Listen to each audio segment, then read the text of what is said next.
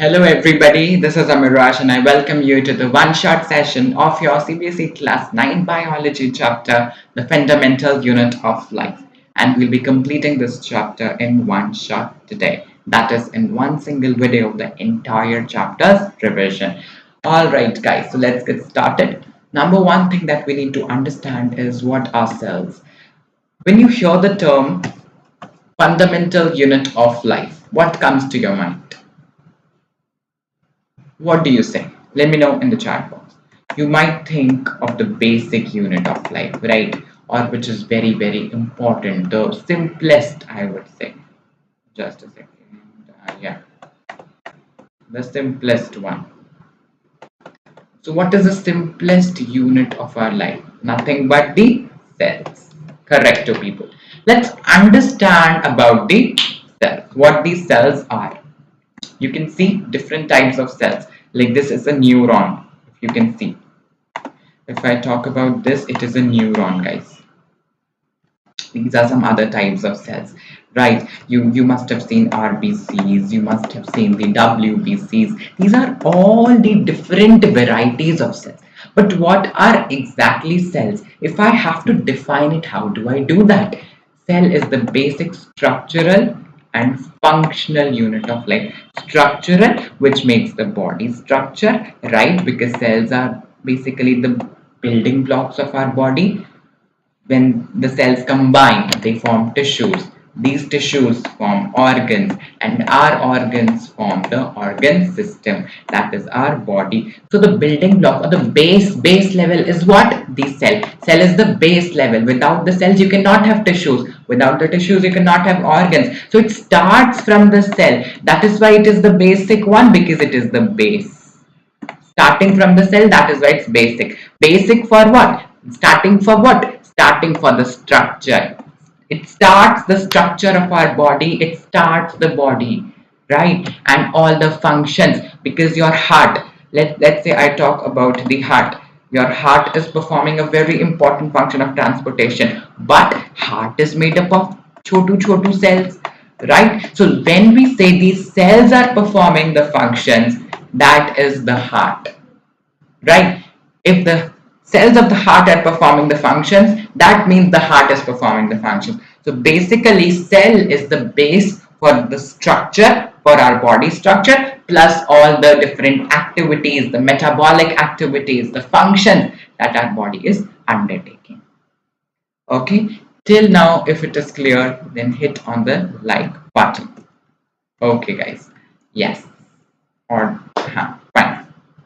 Let's move on. Now you would ask me, who told you about cells, sir? Sir, how did you get to know about cell? Did God tell us? No. Different biologists, different scientists, through their discoveries, they discovered the cell. How? Let's understand that. Number one thing that we need to understand that Robert Hooke, who is the VIP for us, a very important person while we are reading histology, while we are reading about cells. Okay. So Robert Hooke in 1665 discovered dead cells of cork. Cork is like your tree ka dead branch. Okay, this is the branch of your tree that I call as cork. Clearo in 1665. So he discovered. You need to read the experiment. You can go through YouTube. You'll find different videos for the experiments. Okay. Second person, Antony van Leeuwenhoek. What was his contribution? Very, very important. Because guys, the problem was that this scientist number one, Robert Hooke, discovered dead cells of cork. But Antony van Leeuwenhoek, sir, Antony uncle, what he did, he constructed an improved microscope. Why? Because he was born after Robert Hooke. So as the years pass, the technology gets improved, isn't it? So he constructed an improved microscope and became the first to observe living cells. MCQ. So if I ask you which person discovered living cells, what would you say? You would say, sir, Antony van Leeuwenhoek discovered the living cells, whereas Robert Hooke discovered dead cells of the cork. Excellent, people. Talking about the cell theory, very, very important Even in my exam when I was in ninth, I got this question, fixed question of 2 to 3 marks. Okay, so kindly note that down. All living organisms are made up of cells, whether it is a plant or an animal or a human. Whether I'm talking about microorganisms, unicellular, multicellular organisms, or even the most complex organisms. Every single organism is composed of cells. It is made up of cells, which gives us a second point. That is cells are the basic unit of life. Just now I discussed, right? Which makes cells the basic unit of life. These three are not important and not in your syllabus also, so kindly ignore them. Third is cells arise from pre-existing cells. It means if there is a cell, then this cell will divide to form another cell. So this is the new cell, this is the old cell. Can I say this new cell has been it has arisen from this old cell which was pre-existing? So basically the new cells, they get developed because of the old cells through cell division, mitosis and meiosis. Excellent, people. So these new cells which are formed in our body are basically the cells by cell division of pre-existing cells. So who were the contributors to cell theory? Let me know in the chat box, everybody. Robert Hooke uncle, Matthias Schleiden, Theodor Schwann and Rudolf Virchow. So Matthias Schleiden and Theodor Schwann gave the first and second points of the cell theory, whereas Rudolf Virchow uncle gave us the third point. Which was the third point? This one, pre-existing. And first 2 points were given by Schleiden and Schwann. Okay. This is the plant cell. As you can see, this is the diagram of a plant cell. Very, very important. It is important for us to note that down. Okay.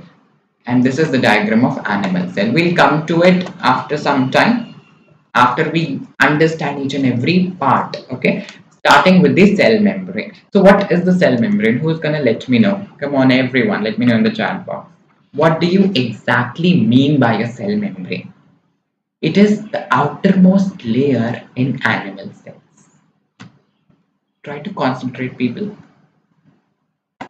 Suppose I have made a cell. Inside the cell, I have different components. These components are termed as the organelles. Correct? Okay.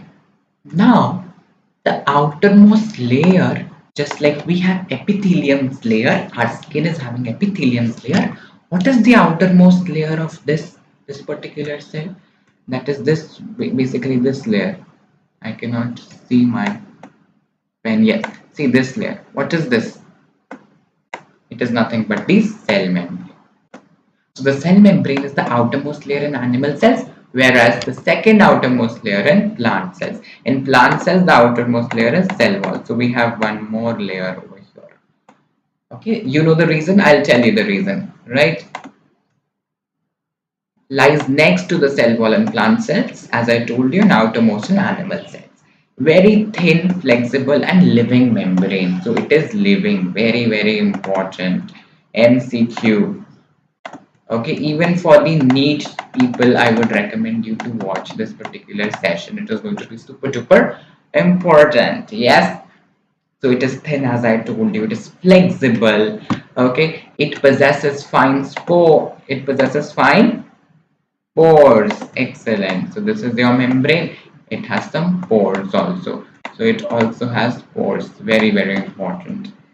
It is semi-permeable. Semi-permeable means it allows only some substances to enter and exit the cell. Only some selective substances. And it is made up of lipoproteins. Clear?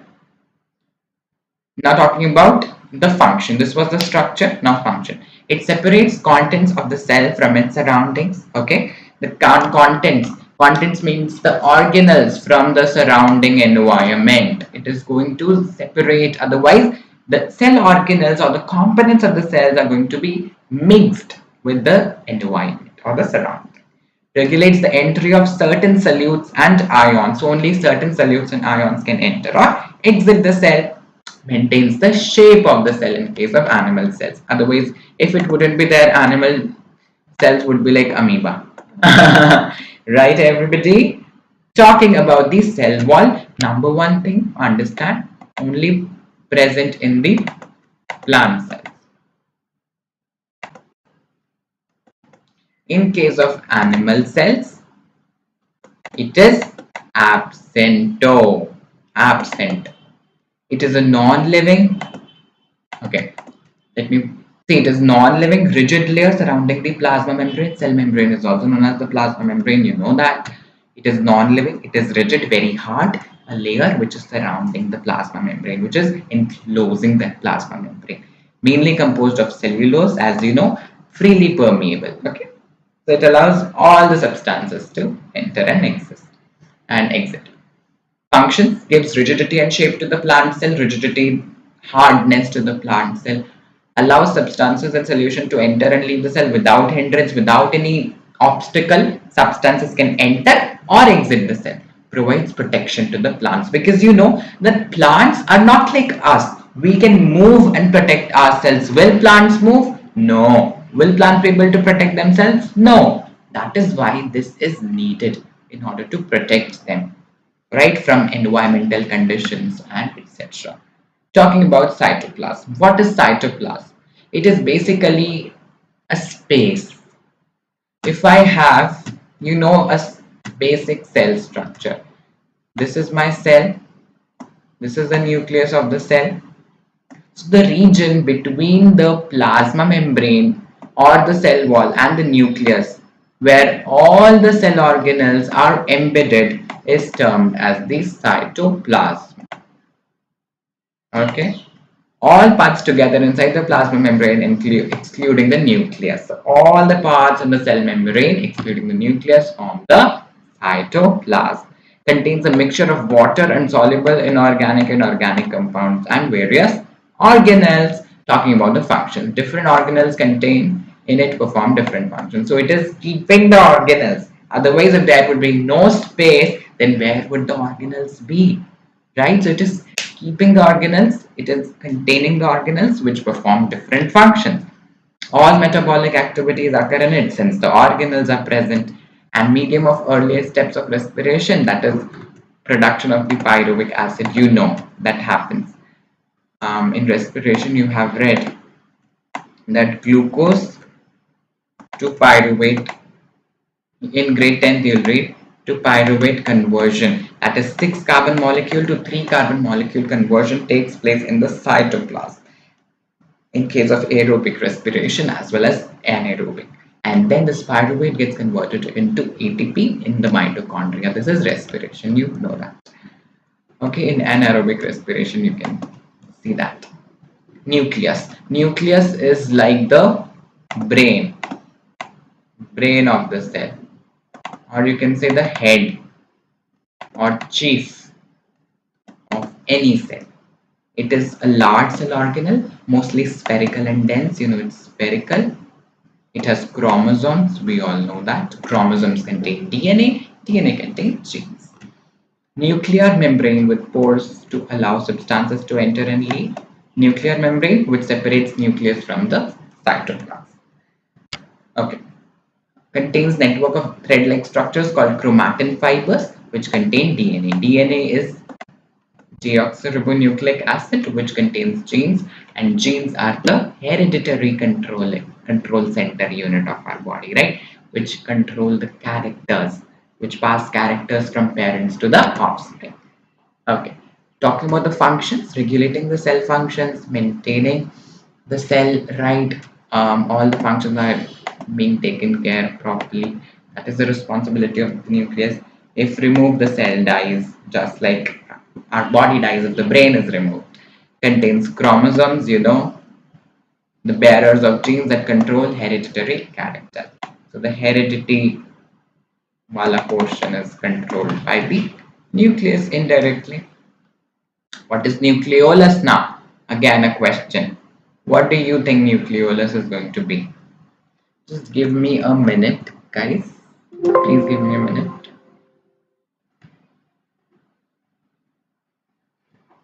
ठीक है, perfect. रुक जाओ एक second. Let's continue. Nucleolus, what is that? It is basically one or more round-shaped substructures present inside the nucleus. तो अगर ये मेरा nucleus है, इसके अंदर कुछ प्रेजेंट है, इसको आप न्यूक्लियोलस बोलोगे. Okay, that you can easily call. Nucleolus produces ribosomes. Ribosomes help in the protein synthesis. बेटा, protein synthesis में help करते हैं. Okay, participates in protein synthesis by forming and storing RNA. Very, very important. And dictates ribosomes to synthesize proteins. So nucleolus, ribosomes, best friends. Chromatin fibers. What are they? A fine thread-like network in the resting stage of the nucleus which condenses into chromosomes during cell division, made up of DNA threads. So basically these chromatin fibers are nothing but threads. Okay, they are your threads. But during the time of cell division, when it is the time of cell division, these chromatin fibers, these entangled fibers, they convert into chromosomes. Okay? And then the division takes place, mitosis or meiosis. Okay, and they are made up of DNA threads, as you already know. Chromosomes carry genes which are carriers of hereditary information from parents to the offspring.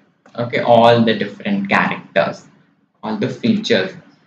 Okay, everybody, talking about the endoplasmic reticulum, very important. ER.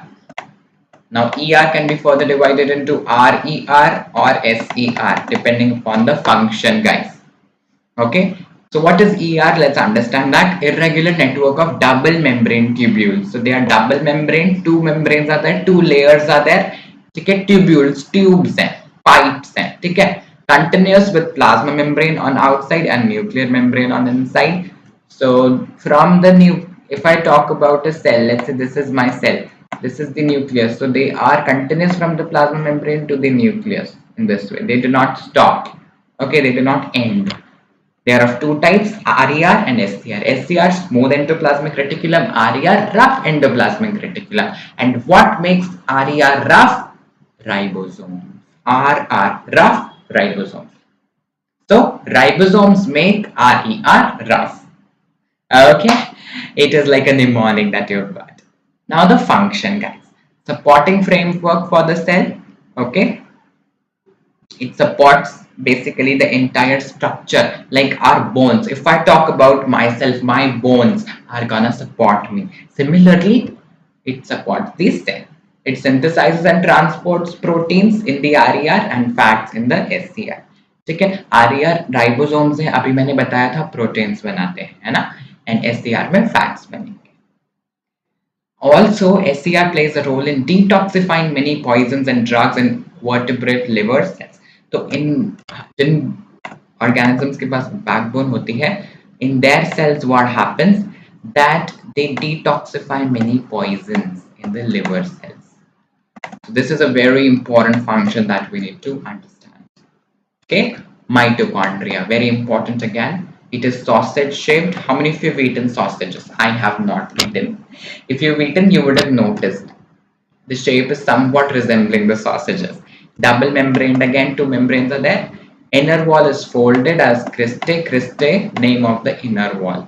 And why is it folded? What is the reason behind this these folds? Let me tell you. It has its own DNA and ribosomes, right? Very important point to be noted. Okay, DNA plus ribosomes. Okay, it is site of a major part of cellular respiration. So mitochondria is the powerhouse of the cell because here ATP is generated. That is the energy currency of the cell. So here cellular respiration takes place basically, and it dictates ribosomes to synthesize proteins at the same time.